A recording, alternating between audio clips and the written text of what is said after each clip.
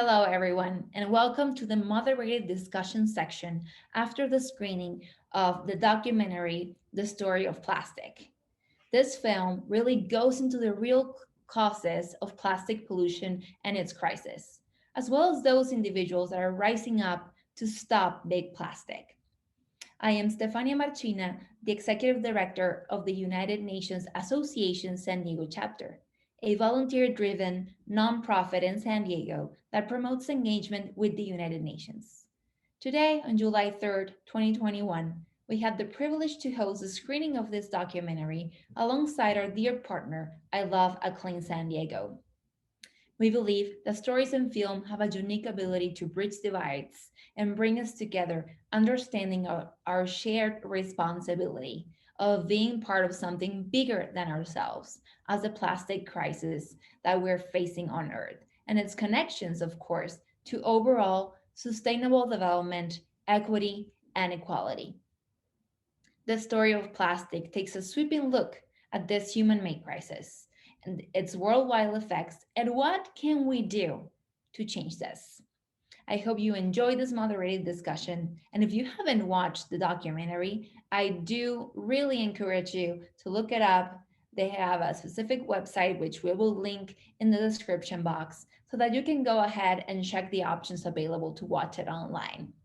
So without further ado, I'd love to introduce our two amazing panelists that will kickstart our discussion today. We first have Jim Hartung, who has nearly 40 years of experience as a systems engineer in aerospace and energy technologies, who since retiring has been using this knowledge to address complex social, economic, environmental, and political issues. He has actually developed a plan for the United States to achieve the UN Sustainable Development Goals, which are a key part to improve our environmental stewardship right now. We also have with us today Dr. Jenni Brandon, an expert on marine microplastics with a PhD on biological oceanography from the Scripps Institution of Oceanography from the University of California, San Diego. She's been focusing on temporal and spatial analysis of marine microplastics, and she has actually been interviewed dozens of times by multiple stakeholders, including the New Yorker and BBC. So we have the pleasure today to have these two amazing individuals kickstart our conversation. So without more, Jim, the floor is yours. Thank you. Okay, thank you very much. Can everybody hear me? Good. So I thought this is a great film. It really shows the problem, and it kind of highlights that we need to really get a hold of this problem and handle it before it gets worse, because it's going to get a lot worse if we don't fix it. And I think the solution that the film lays out is very good. That basically we need to move to a circular economy. We need to basically go to zero waste, and that means changing everything from the beginning of how we do our packaging and how we do our products, and social changes and how we deal with global problems. And I think I'm very optimistic that if people, demand it, a combination of financial incentives and regulations and technical and social innovations, and looking at it globally, I think we can address this problem. It's going to take a lot of work, though. But the other thing I'd like to just highlight for a second is that as a systems engineer, we look at a complete problem. And so the plastics problem, as serious as it is part of a bigger web of problems of unsustainable use of resources, soil, water, forest, etc.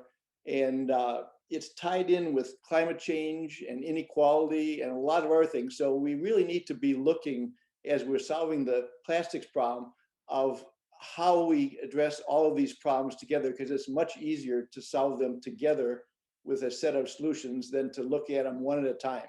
Clearly, though, going to a circular economy and zero waste is going to be a key part to address this problem and many other problems. That's kind of my overview. I think it's a great film. Looking forward to hearing other comments from people. Thank you, Jim. Now we have the floor for Dr. Jenni Brandon. Hi, thank you for having me. That was a great film, and I'm sure some of you are feeling a little overwhelmed right now. That was overwhelming for me, and I've studied this for like 9 years. So it is a really overwhelming problem. But I like that that movie really focused on the fact that the problem is really at the industry level. And I think so much of the focus has been on individual consumer actions for so long. You switching like what kind of shampoo you use or what kind of water you use. And those things are important, but they're such a small scale of the problem. And I really liked that this film focused on like where the huge issues are, that a lot of them are kind of at the large company and infrastructure level.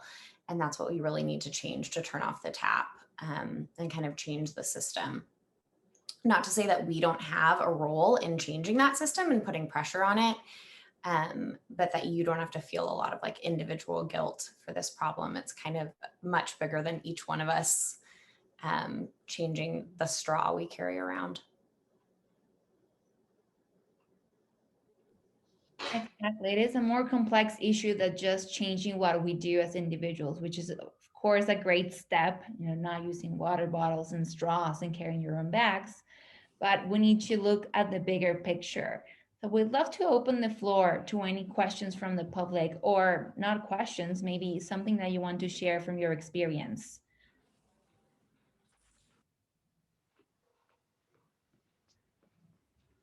Go ahead, Bob. Can I get the conversation started? Sure, Lynn, please. So, I mean, if that film didn't bring tears to your eyes, I don't know what could possibly, recognizing that we've literally allowed it to get this far. And as I watch the film, I see the trend of many in the West focusing their attentions on how and what we can do in particular to eliminate or reduce the single-use plastics issues. This film brought out an issue that I had not even considered, and that was the single-use container that is now obviously being exploited in the most populated region of the world. The industrialized efforts being seen throughout India and China represent 2/3 of the world's population going from the 17th century to the 21st century in what is considered to be industrialized opportunity. It's clear that the level of poverty eliminates the opportunity for them to be like us, but they so want to be like us. How do we get involved in changing the dynamic so that that single-use plastic does not contaminate the rest of the world, as close to 5.7 billion individuals move to the industrialized world?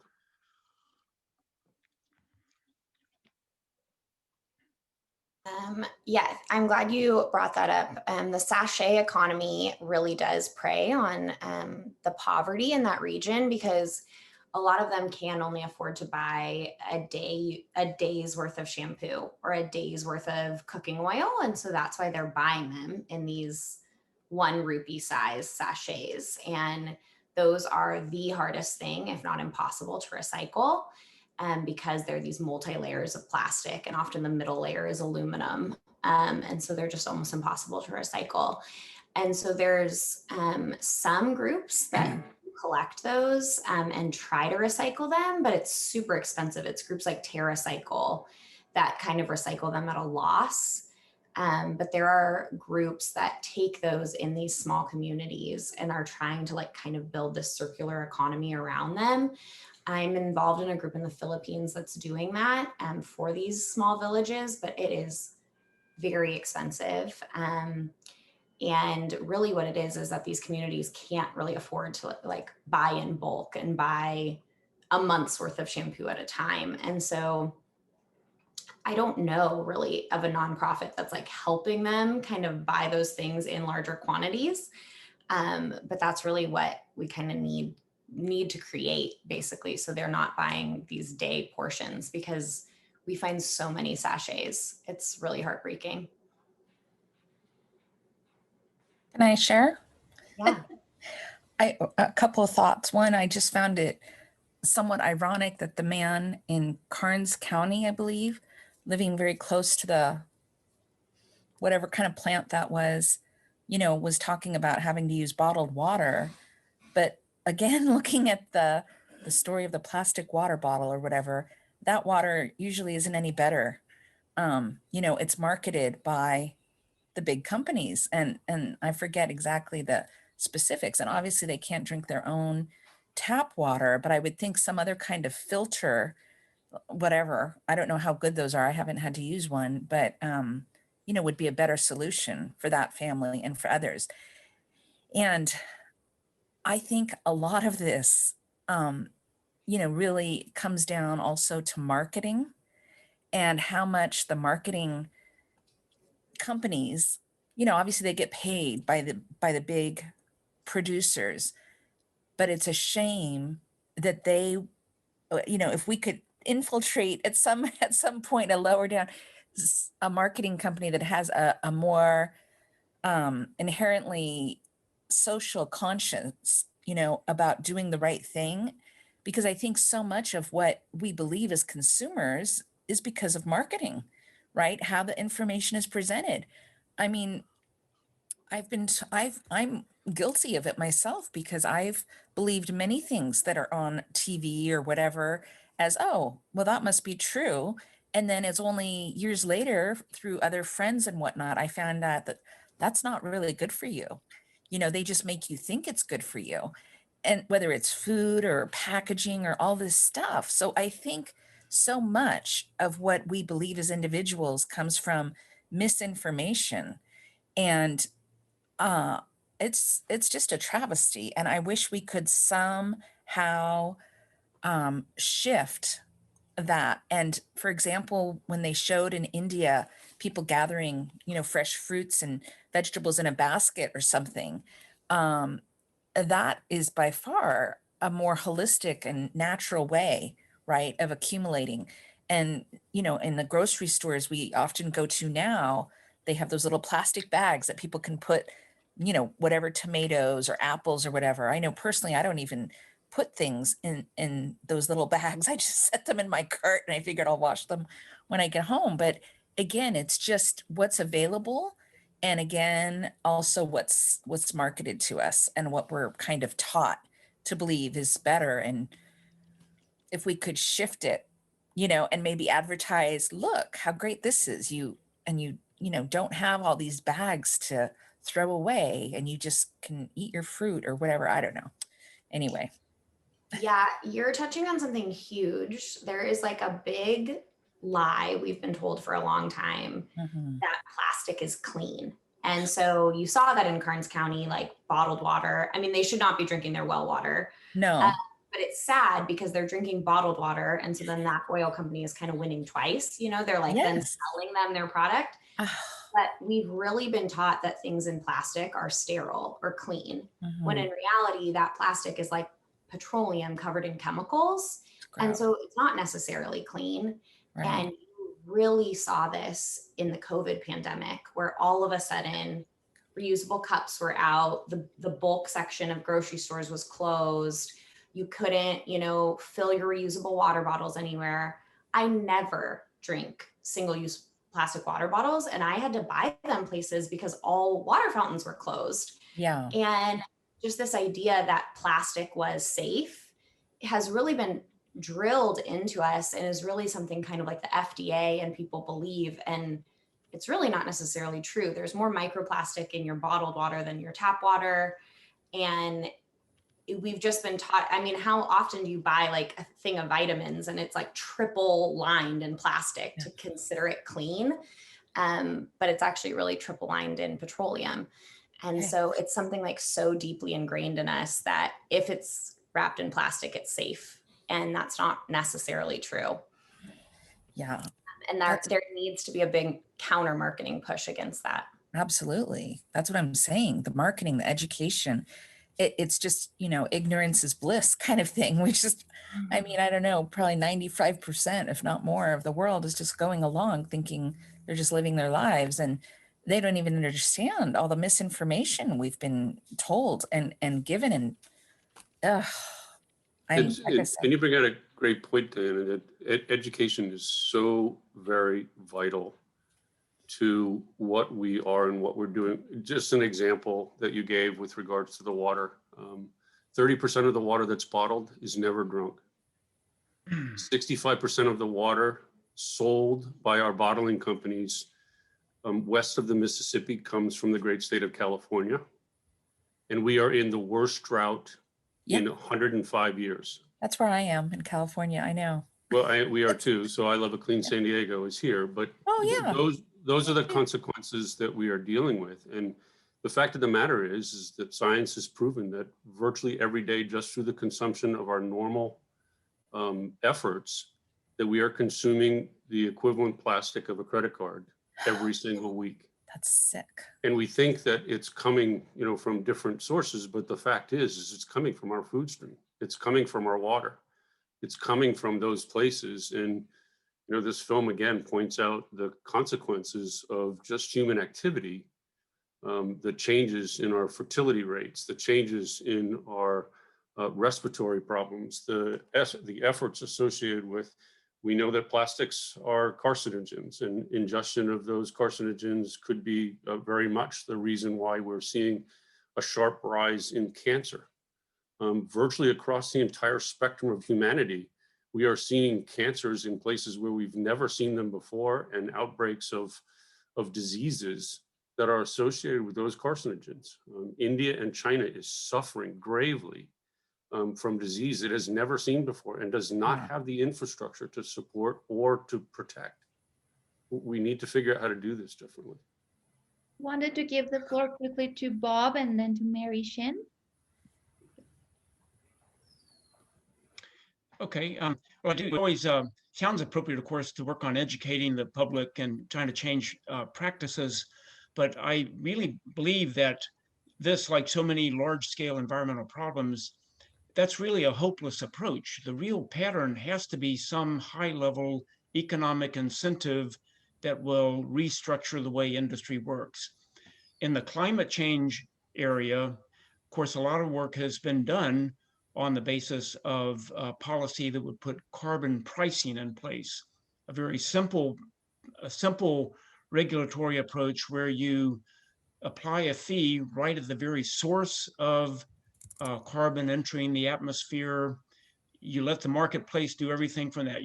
That initial fee, it will change people. It's really just the people producing fossil fuels will have to pay for the damage they're doing to the environment. And from that point on, you can let consumers make their good consumer choices, but when they find out they're having to pay for the damages, they'll change their ways. It seems like to me that this would be the same pattern we could use for plastics.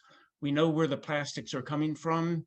We could apply a fee for every single-use bottle produced based on the knowledge that we know it's going to damage the environment. They're just having to pay for what damage they're doing. And then people can choose to either pay that fee or not, or they'll look for other sources. But I'm a big fan of putting it into the economy, put an economic incentive on it. And it's been working, not yet in America, but it works in almost every other industrialized country in the world has some kind of carbon pricing in place, which is driving down carbon in the atmosphere. Thank you so much, Bob. Mary, your hand up in the participants list. Yes, thank you. Thank you so much. I just want to say, I firmly believe that there needs to be, education for the public, and also producer responsibility on the production side. I mean, I think you need to approach the problem from both ends. But I think in educating people, we need to give them the full view. Like, I think it's great not to use the plastic bags that are in grocery stores. But personally, I reuse the ones for like leafy greens, because they only last a couple of days in the fridge when they're out of plastic. So there is a food freshness perspective. It's not that all and I think the solution also needs to come from alternatives to plastic packaging as we currently know them. And I think that's a huge area for people to look at future earning potentials by developing that technology and that material in a way that it doesn't damage the environment. So what I'm saying is not all one way or the other, is not all single-use plastics are horrible. They do have some uses. Certainly you can wash your potatoes and your tomatoes and things like that. But, you know, salads, leafy greens, and also who wants to use a recycled syringe? So I think you need to view it holistically. Thank you, Mary. Jim, you want to answer there? I was going to just make a comment that I think the experience that we've had with things like the ozone hole, in that case, the education resulted in people understanding that we had a big problem. It was obvious to everybody that politicians realized it. And so they decided that we need to ban Freon, and industry developed other alternatives. And I think there are some plastics that just need to be banned because they're just not going to be recyclable, and there'll be alternatives developed.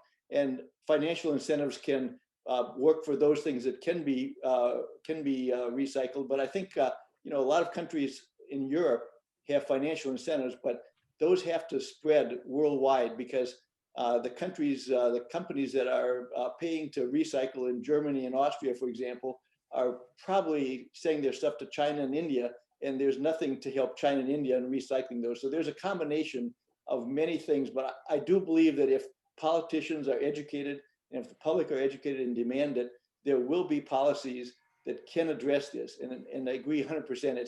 It's a social problem that has to be resolved by countries and people working together and doing things rather than just individual actions. I fully agree. Dr. Jenny. Yeah, and to address Marie's point about some single-use plastic being good, there are some people that want to ban all single-use plastic, but most plastic scientists agree that like syringes and plastic gloves and things really have made the world safer and better. And so there's some industries where we really need it. And we just need to implement better ways to get rid of it on the waste end.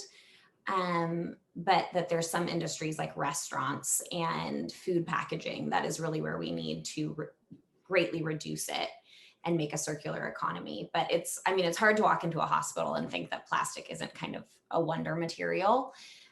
So I don't want to get rid of all plastic by any means. It's just we need to make smarter and better plastic. Is there some kind of legislation that's needed to be written or proposed to create something like Bob was mentioning with the carbon pricing or what have you? Or, you know, what can we do at this point? Yeah, people are working on legislation around those ideas, both statewide and contemplating it nationwide. So there's a huge law called the Break Free from Plastics Act that just got reintroduced. To be honest, I don't know where it stands right now in the House, but it would like greatly reduce plastic pollution. And so there is this idea behind putting a lot of this on extended producer responsibility. But yeah, if you look up the Break Free from Plastic Act, that's kind of the really big legislation a lot of people are kind of putting their support behind right now. And also on a state level, California state has its own extended, producer responsibility legislation. Yeah, a lot of this happens at the city level and at the state level, banning specific plastics, specific objects like banning straws, and then specific materials like banning styrofoam. Styrofoam is basically impossible to recycle. Almost every piece of styrofoam that's ever existed is still out there or has been incinerated. And so people are banning that at the individual city and state level. And then trying to get nationwide bans of some of those things has been hard. Obama implemented a nationwide ban of microbeads, but that's about it. Everything else has kind of been state by state. Len or Brittany, I saw you both with your hands up. Yeah, and I just want to, I fully agree with Bob in that there needs to be some form um, of legislation that forces those individuals who are responsible. I mean, we heard it in the film, and it's not the first time, although the number in the film was a little bit less than I had heard before. And I heard somewhere around $220 billion being invested. And these 10 organizations get together and literally provide us this impetus of opportunity that equates to less than 1/4 of investor return in a worldwide effort to reduce their pollution product. And to me, that's, and I, unfortunately, I Love a Clean San Diego is a Keep America Beautiful affiliate, which is sponsored by many of these particular organizations. And we recognize what those things are. But again, we promote and provide webinars and information packages so that individuals can find the product. You've mentioned a number of times today about going to the grocery store and not having the product for, these are called Terra bags. They are made from a fiber and can be used in any store to pick up any one of your fresh fruit products. They come in different sizes. They have tear on every one of them. We need to go back to the time frame when I was a child, before plastic was introduced, and say, what did I do and where did those products come from, and bring them into our life? Because with it, I truthfully believe that we, the consumer, hold the responsibility for changing corporate. If we don't buy it, we don't invest in it, they won't find a solution to their greed. We can change. I truthfully do believe. I think that you're going to see a major effort. Canada right now is in its second round of vote in hope of banning plastics across, single-use plastics across the entire country. It would be the first North American country to take a step in that fashion. The United States is trying to get there from here, but in fact, most of the plastics in the world are being supported through the fossil fuel and energy companies of the United States. We need, as a consumer, to start sending every one of our legislators a bag of our pollution every day. They get one from one of their constituents every single day and say, I've had enough. I don't want this. If the people of Gulfport, Mississippi and Texas started sending their legislators and their governor a bag of that pollution every day, I guarantee you things would happen. And I think that's what this is all about. We need to empower and create an education field.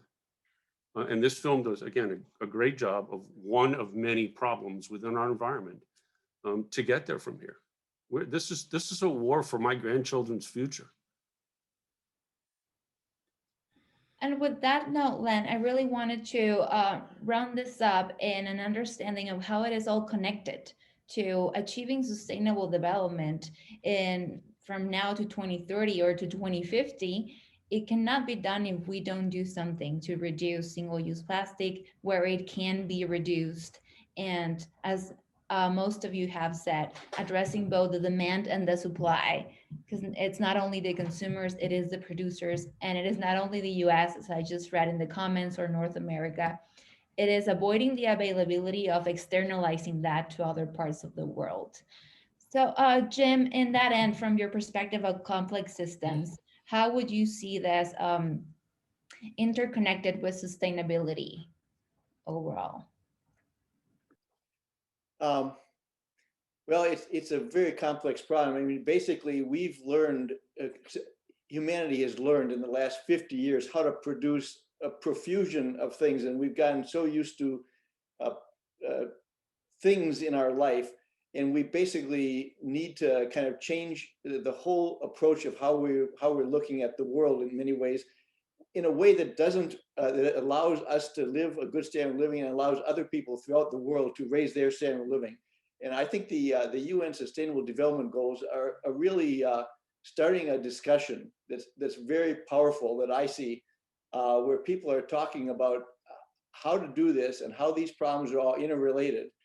And there's no simple answers. It'll take a lot of discussion, but I think people are starting to think that we need to really work on this. And I think that it's just going to take a lot of time and a lot of work, but I think this is, films like this are very educational. One can probably do a film like this on the prior biodiversity. I know there are some people are, and so just thinking, getting politicians and people thinking about the interconnectedness of all these issues and how we can address these. I am quite confident there are solutions out there. We just need to work and find them, basically.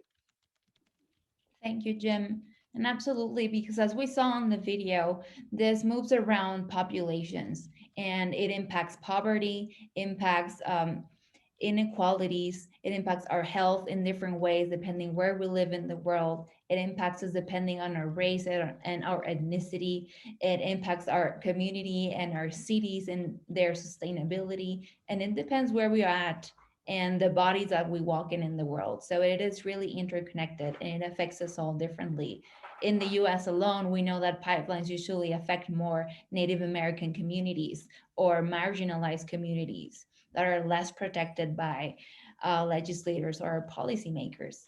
So we need to make our voices united, not only from the environmental advocacy side, but from inequality, from poverty reduction, zero hunger, and many other aspects that we as the United Nations Association, we try to connect the dots together so that we see that we are all in this together because it is a shared responsibility, not only for the world we live in today, but for the future of our not only kids and grandkids, but the overall next generations to come.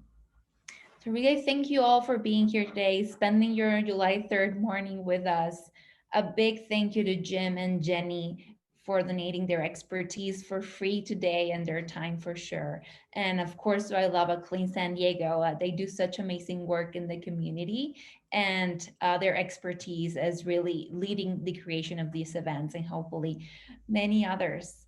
So thank you very much, everyone.